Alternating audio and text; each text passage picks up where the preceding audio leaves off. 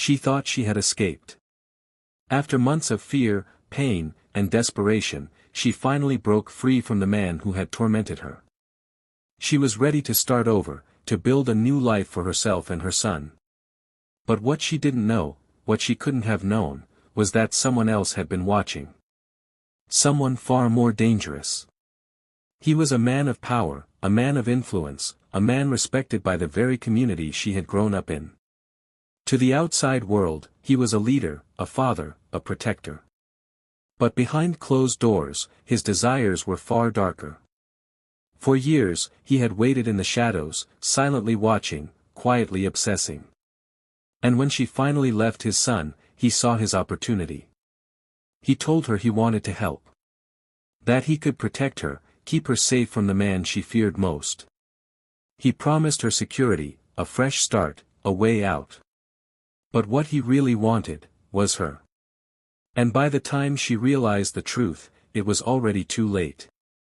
What happened next would send shockwaves through the city, exposing a horrifying secret no one saw coming. This is the tragic case of Tiara Johnson, a young mother who thought she had escaped the worst, only to walk straight into a nightmare.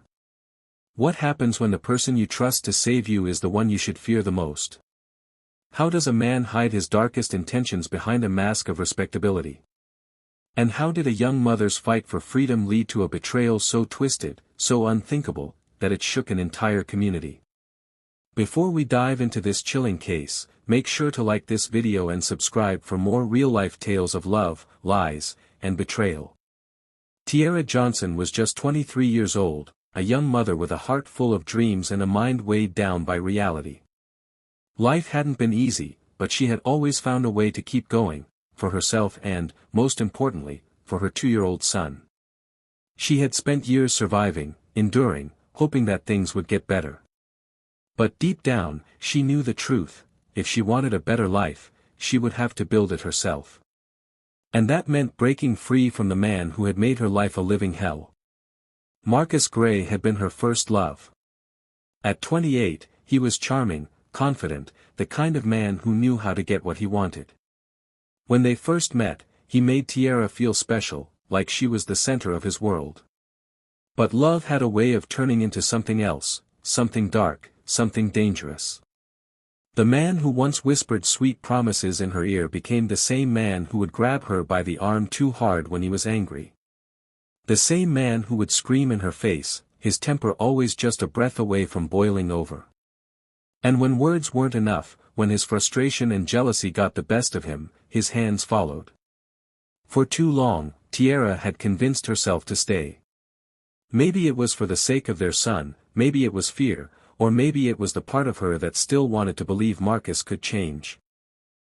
But after months of bruises, threats, and empty apologies, she finally understood: he wouldn't change. And if she didn't leave now, she might not get another chance. One night, while Marcus was out, she packed what little she could carry. She grabbed her son, stuffed his favorite toy into his bag, and walked out the door, her heart pounding with every step. She didn't stop until she reached her friend's apartment, where she collapsed onto the couch, her hands shaking, her breath uneven. She was free. Or at least, that's what she thought. But Marcus wasn't the kind of man who let go easily. When he realized she was gone, his love quickly turned into obsession. The calls and texts started first, pleading, demanding, threatening.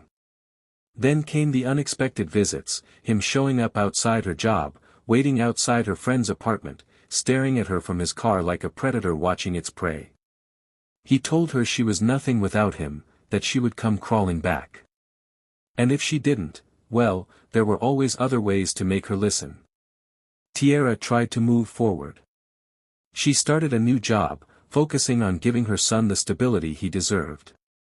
But no matter how hard she tried to outrun her past, Marcus was always just a step behind. Friends and family warned her to be careful, to stay alert, but what choice did she have? She couldn't live in fear forever. She had to keep going. What she didn't know, what she couldn't know, was that Marcus wasn't the only one watching her. Someone else had been paying attention. Someone far more powerful. Someone far more dangerous. And soon, Tierra's desperate escape would lead her straight into a nightmare she never saw coming. Marcus' father, Walter Gray, was a respected but secretive man in his early 50s. A businessman, a mentor, a man of wealth and power, married to a much younger woman, but his private desires were far darker. Walter was the patriarch of the Gray family, known for his stoic nature and power within the neighborhood. In Eastside Detroit, his name carried weight, people listened when he spoke, and no one dared to question his authority. To outsiders, he was a pillar of the community, a man who had built his empire from the ground up. But behind closed doors, Walter was something else entirely. Ruthless. Manipulative. A man who saw people as pawns, tools to be used and discarded as he saw fit. And for years, he had been watching Tierra Johnson. He had first noticed her when she was just another girl caught in his son's orbit.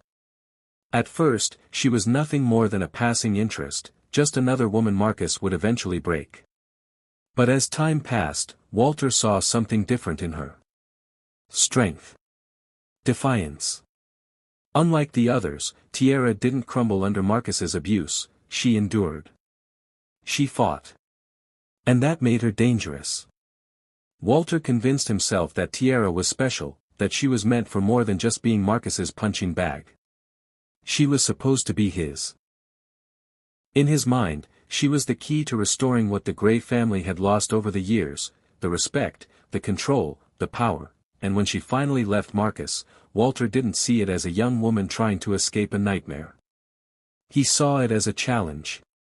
Tierra thought she was done with the Gray men. She had no idea the most dangerous one was still waiting in the shadows. Walter was careful. Calculated. He knew Marcus wouldn't take the breakup well, that his son's rage would push Tierra further into isolation. And that was when he made his move. He reached out to her, his voice calm, reassuring. He told her he understood. That Marcus was out of control and that, as his father, he felt responsible. He told her he wanted to help, to make sure she and her son were safe. He painted himself as the protector she so desperately needed. Tierra was skeptical. Why would Walter Gray, a man who barely acknowledged her existence before, suddenly care? But fear has a way of making people desperate. And Tierra was desperate. She was tired of looking over her shoulder, of feeling like Marcus was waiting around every corner. She just wanted to be free. Walter fed into that desperation. He promised her security. A fresh start. He told her she deserved more, that she shouldn't have to struggle. He hinted at financial stability, whispered about opportunities she'd never have to work for. All she had to do was trust him. Tierra hesitated. Something about it didn't feel right. But what choice did she have? Marcus was unpredictable, his threats becoming more aggressive by the day. If Walter was offering her a way out, shouldn't she take it? When he told her to meet him at a house he owned on the outskirts of the city, he called it a safe place. A private spot where they could talk without anyone interfering. No distractions. No interruptions. Tierra took a deep breath. She told herself this was the right decision. Walter was powerful, connected, if anyone could protect her from Marcus, it was him. So, she agreed to meet. She had no idea she was walking straight into a trap. The night was already heavy with a sense of foreboding when Tierra arrived at the house, though she couldn't have put her finger on exactly why. The night air clung to Tierra as she stepped out of her car, the chill settling around her like a warning. The house in front of her loomed dark and quiet, isolated from the world by tall trees that stretched like shadows, almost as if they were guarding its secrets. Despite the eerie stillness, Tierra pressed on. She had come to confront Walter, to put an end to the confusion and heartbreak that had spiraled out of control with Marcus. She had no idea, as she approached the front door, that she was walking straight into a nightmare. Walter greeted her at the door with a warmth that seemed almost too practiced, a smile too wide, his eyes too calculating. "Tierra," he said, his voice smooth as silk. "I'm glad you could make it. You look worn out. Come in. We can talk, get things straightened out. He stepped aside, motioning her into the house. It wasn't a grand place, but there was something about it that felt off, everything too neat, too orderly. A sense of being controlled. The moment Tierra stepped inside, she felt it, the heaviness in the air. It wasn't just the chill of the night seeping through the walls. No, this was something deeper, something wrong. But she dismissed it, trying to shake off the strange feeling. After all, she had no reason to distrust Walter. He was Marcus's father, a man with a reputation in the community. He was, on the surface, everything she should have been able to rely on. Here, Walter said, his voice too warm as he handed her a drink. You must be thirsty after everything you've been through. His smile remained plastered on his face as he gestured to the couch. She hesitated for a moment, then accepted, her nerves slowly starting to settle as she took a sip. The drink was sweet, almost too sweet, but she didn't think much of it at first. Walter settled into the armchair opposite her, watching her with an intensity that began to make her skin crawl. They spoke for a while, small talk, about Marcus and how everything seemed to be spiraling. Tierra tried to keep things casual, trying to mask her discomfort, but with every word Walter spoke, something felt wrong. His tone shifted ever so slightly, his voice dripping with a strange sense of ownership. Marcus never really understood you, did he? He asked, his words edged with something she couldn't quite place. He's always been difficult to manage. His eyes darkened as they locked onto hers. But you, Tierra, you've always been so much more manageable. If only you'd known your place. Tierra froze. Something in his eyes, something that had been hidden behind the veneer of warmth, was now unmistakable. It was a possessiveness, a control that she hadn't seen before. He wasn't just speaking about Marcus.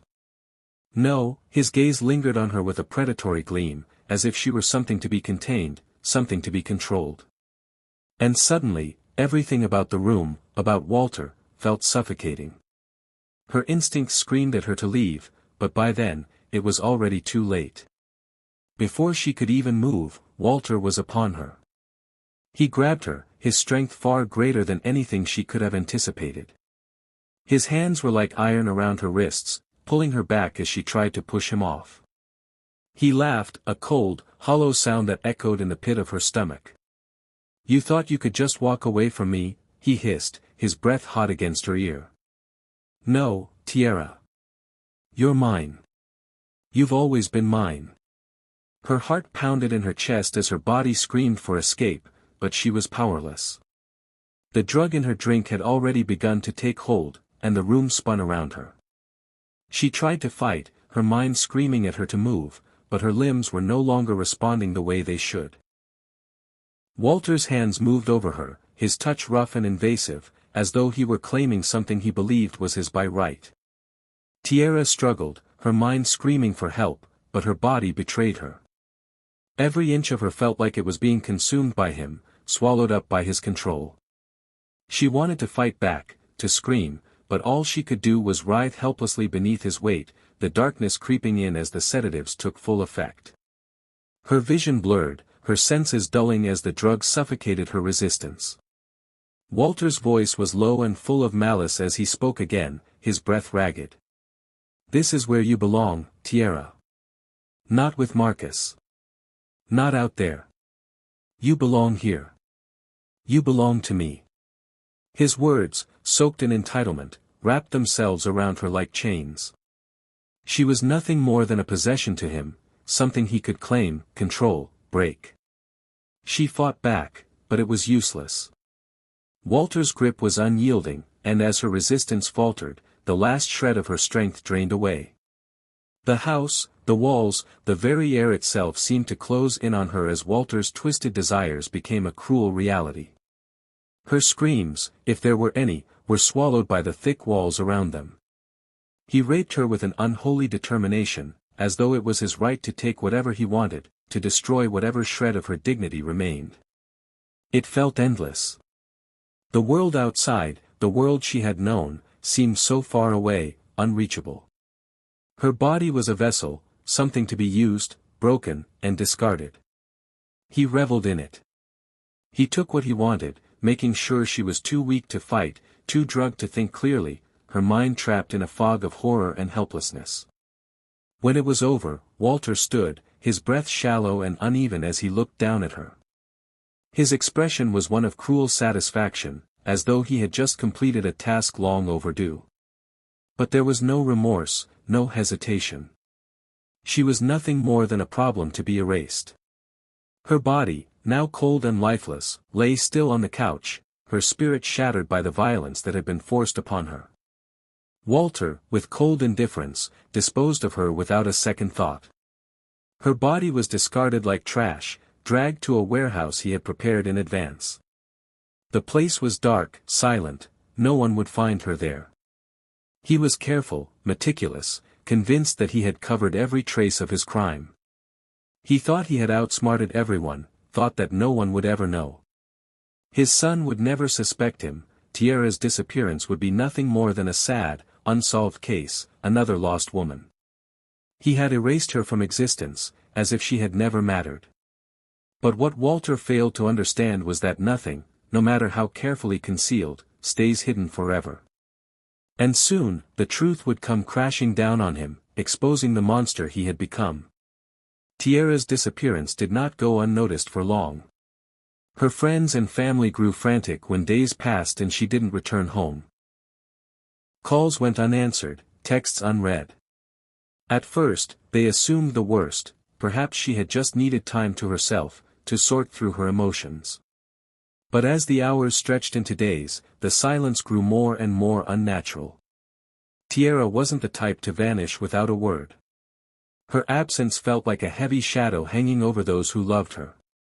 It wasn't long before her mother, tearful and frantic, called the police. The authorities responded quickly, and soon, a missing persons report was filed. But the longer they searched, the more it became clear, this wasn't a simple case of someone taking a break. Something more sinister had happened, and Tiara's loved ones feared the worst. The fact that no one had seen her or heard from her, not even a hint of where she might have gone, left them grasping for any clue, any scrap of information that could lead them to her. Marcus, despite the trauma of his past, was immediately on edge. His protective instincts flared, and though he had never trusted his father completely, he couldn't help but feel a growing suspicion that Walter, of all people, might be hiding something. The strained relationship between them had always been fraught with tension. He knew better than anyone that his father had a way of controlling people, of bending them to his will. And as he thought about it more, the thought began to settle uncomfortably in his gut, what if Walter was involved? It wasn't that Marcus wanted to believe it. Far from it. He had tried to maintain a relationship with his father, tried to look past his flaws and see him as the man who had raised him, despite everything. But now, as the fear and doubt gnawed at him, he couldn't ignore the possibility that his father, in his twisted need to control, could have done something terrible. His mind raced as he began to piece together the moments leading up to Tiara's disappearance. Walter had always been possessive, controlling, a man who liked to have things, and people, just the way he wanted them. And Tiara, as beautiful and strong-willed as she was someone Walter could never truly control, could never truly possess. Maybe that had been too much for him to handle. The confrontation with Walter came quickly, as Marcus could no longer silence the suspicion eating away at him. His fists clenched as he arrived at his father's house, the tension in the air thick with the weight of his growing suspicion. He knocked on the door, his breath shallow with anxiety. Walter answered, his usual calm smile plastered across his face, the very picture of innocence. "Marcus," Walter said, his voice warm, though there was something almost too practiced about it. "What's going on? You look like you've seen a ghost. Where is she?" Marcus demanded, his voice low and tight with anger. "Where is Tiara?"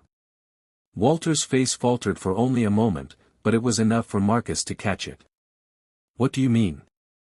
You know she's probably just gone off somewhere to clear her head." "No," Marcus said, shaking his head. "She wouldn't leave. Not like this. Not without a word. You know that. His voice was rising, a knot of fury and fear choking him. Where is she, Dad? Walter stepped back, his posture still casual, but his eyes darkened slightly, a flicker of irritation passing over his features. Marcus, I don't know what you're talking about. You need to calm down. We'll find her, okay? But accusing me. Did you do something to her? Marcus cut in, his breath coming in short gasps now, the words tumbling out like a tidal wave. He could feel the heat rising in his chest, his heart pounding.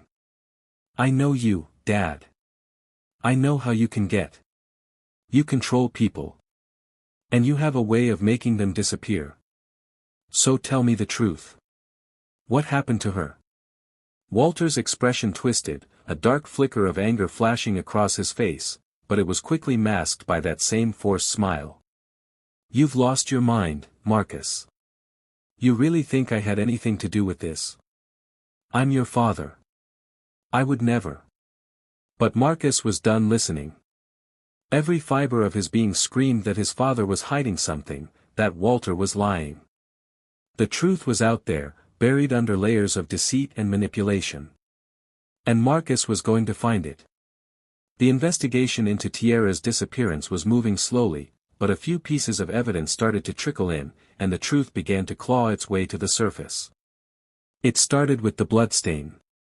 It was a small, almost insignificant mark, but when it was found on Walter's clothing, clothes that he claimed he had worn the day Tierra disappeared, it sent a ripple of panic through the investigation. It wasn't enough to definitively point to him, but it was the first piece of the puzzle. And it only grew from there.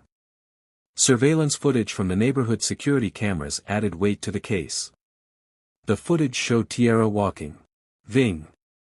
She had entered, but she never came out. It was damning.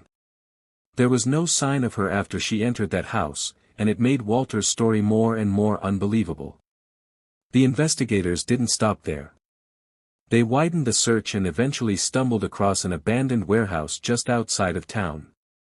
It had always been one of those forgotten places that no one thought twice about, but when they dug deeper, the connection to Walter became clear.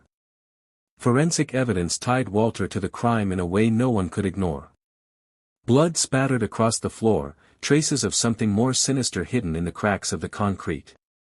It was the unmistakable proof they needed. They had found the place where Walter had disposed of Tierra's body. Walter's carefully crafted facade began to crumble under the weight of the evidence. His denial seemed more and more like the desperate lies of a man caught in the act. As the investigation unfolded, Marcus began to piece together the full, horrific truth. His father had done this.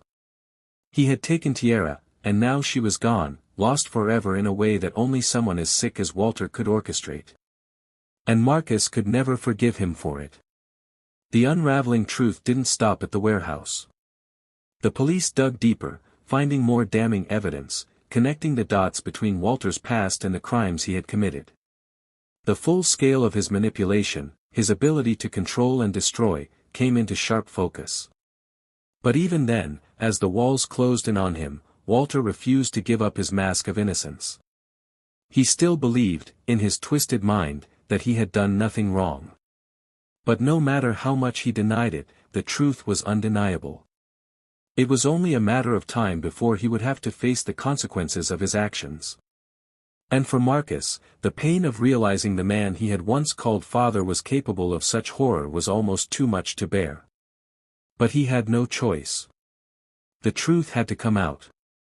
And no matter how much it shattered him, he would make sure Walter paid for what he had done.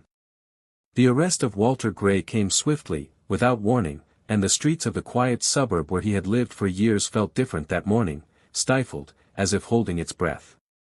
The authorities had surrounded his home, a small, well-kept property on a sleepy street that had once been the epitome of suburban tranquility.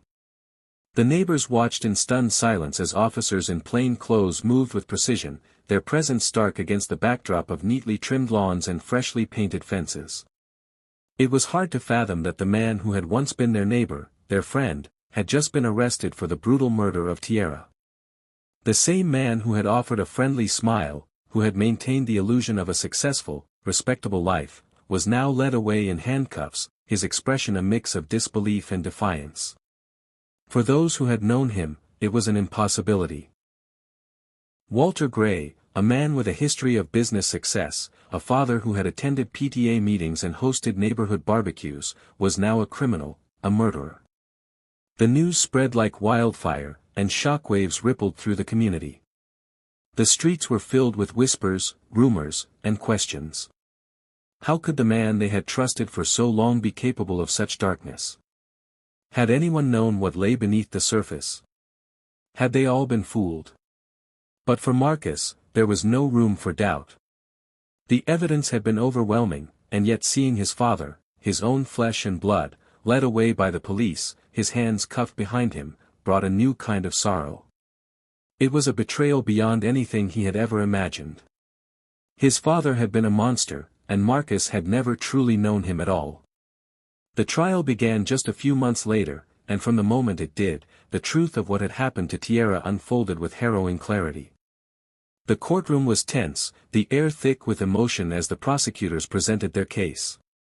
They painted a chilling picture of Walter's obsession, of his manipulation and control over Tierra, of the way he had lured her to that house under false pretenses, to have his way with her, to claim her as though she were nothing more than an object to be possessed. They described the methodical way Walter had drugged her, the way he had taken advantage of her vulnerability, and how, once she was unconscious, he had brutalized her. His twisted need for control had led him to commit the ultimate crime, murder. The prosecutor's voice trembled with emotion as they detailed the horrific moments of Tierra's final hours. The evidence, the blood on Walter's clothes, the surveillance footage showing her entering his home but never leaving, the forensic evidence at the warehouse, spoke for itself. It was undeniable. Tierra had been drugged, raped, and murdered in cold blood, and Walter had done it with chilling premeditation. There was no mistaking what he had done. Walter's defense, however, offered a different narrative, one that seemed almost laughable in comparison. His lawyer argued that Walter had suffered a mental breakdown, that his actions had been the result of a misguided, desperate attempt to protect his son. The defense painted Walter as a man who had snapped, whose obsession with control had driven him to act out of some twisted sense of protection. They tried to argue that Walter had not acted with malice but out of a misguided need to keep Marcus from a life of turmoil. But no amount of defense could change the truth that lay in the evidence. The jury was not fooled by Walter's attempts to manipulate the situation or shift the blame. They listened as the details of Tierra's suffering were laid bare, and when they deliberated, it was clear that they had made up their minds quickly. 3 hours was all it took for them to return with a verdict, guilty. Walter Gray had been convicted of first-degree murder, sexual assault, and kidnapping. The courtroom erupted in a mixture of emotions, relief, anger, grief.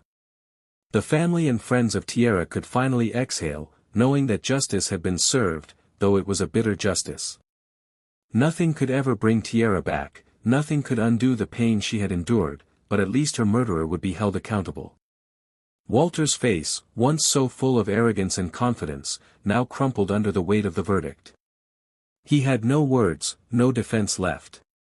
He was a man who had once thought he could control everything around him, but now, in the face of the law, he was helpless. The mask had finally shattered, and all that was left was the cruel reality of his actions. In the weeks that followed, Walter was sentenced to life in prison without the possibility of parole. His life, the one he had so carefully crafted, was over. He would spend the rest of his days in a cold, unforgiving cell, a man broken by his own monstrous impulses. There was no redemption for him. He would die behind bars, his legacy one of terror and destruction. For Marcus, the sentence was a hollow victory. The man he had once called father was gone, replaced by a figure whose actions had destroyed everything Marcus had ever believed about family, about love, about loyalty. But in the quiet that followed the trial, in the aftermath of the judgment, Marcus found a fragile peace. The truth had come to light. Tierra had not died in vain. And while the hole left by her loss would never be filled, Marcus knew that he could now begin the long, painful process of healing, of trying to move forward in a world where the man he had once called father was no longer part of it. The community, too, began to heal, though the scars left by Walter's actions would never fully fade. People who had once trusted him, who had once believed in his carefully constructed persona, would never be the same. They would carry the weight of their own complicity, their own blindness to the darkness that had lived right next door. The world had been irrevocably changed, and justice, in the end, had been served. But the pain, the loss, would linger long after the gavel had fallen. Tierra Johnson sought freedom, but in trusting the wrong man, she walked straight into the hands of a predator. Walter Gray, a man once respected in his community, thought his power and influence could shield him from the consequences of his actions. But no amount of manipulation could protect him from the truth. Justice, though delayed, finally found him. How can vulnerable individuals recognize the warning signs of manipulation before it's too late? And what can communities do to ensure predators like Walter Gray are exposed before tragedy strikes? If this story shocked you, like and subscribe for more real-life cases where power, obsession, and deception collide.